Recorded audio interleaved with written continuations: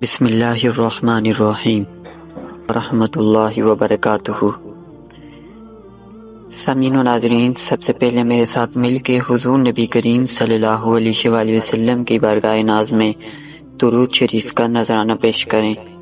اللہم صلی علی سیدنا و مولانا محمد وعلی آل سیدنا و مولانا محمد وبارک وسلم وصلی علیہ۔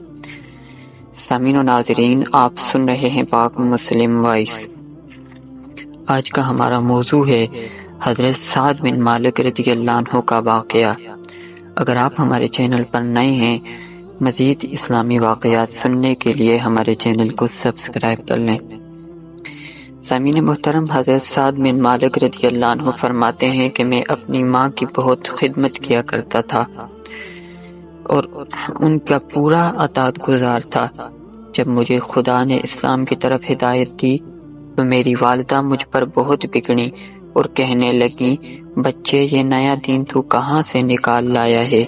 سنو، میں تمہیں حکم دیتی ہوں کہ اس دین سے دستبردار ہو جاؤ، ورنہ میں نہ کھاؤں گی نہ پیوں گی اور یوں ہی بھوکی مر جاؤں گی۔ میں نے اسلام کو نہ چھوڑا، میری ماں نے کھانا پینا چھوڑ دیا اور ہر طرف سے لوگ مجھ پر آوازیں دینے لگے کہ یہ اپنی ماں کا قاتل ہے۔ میرا بہت دل تنگ ہوا۔ میں نے اپنی والدہ کی خدمت میں بار بار عرض کیا، خوش آمدیں کی، سمجھایا کہ خدا کے لیے اپنی ضد سے باز آ جاؤ۔ یہ تو ناممکن ہے کہ میں دین محمد صلی اللہ علیہ وآلہ وسلم کو چھوڑ دوں۔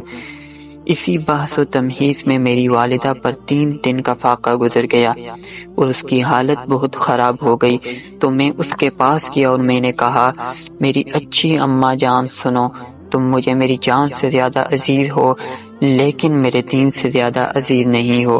واللہ ایک نہیں تمہاری 100 جانیں ہوں اور اسی بھوک پیاس میں ایک ایک کر کے سب نکل جائیں تو بھی میں آخری لمحہ تک اپنے سچے دین اسلام کو نہ چھوڑوں گا، واللہ نہ چھوڑوں گا۔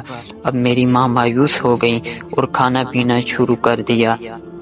اللہ اور اس کے رسول صلی اللہ علیہ وآلہ وسلم کی مخالفت میں کسی کی فرمانبرداری جائز نہیں ہے، جیسا کہ آپ نے واقعہ سنا، اور حضور نبی کریم صلی اللہ علیہ وآلہ وسلم کے دین پر عمل کرنے اور دین کے ساتھ مخلص ہونے کی وجہ سے ہی دوبارہ ان کی ماں نے کھانا پینا شروع کر دیا۔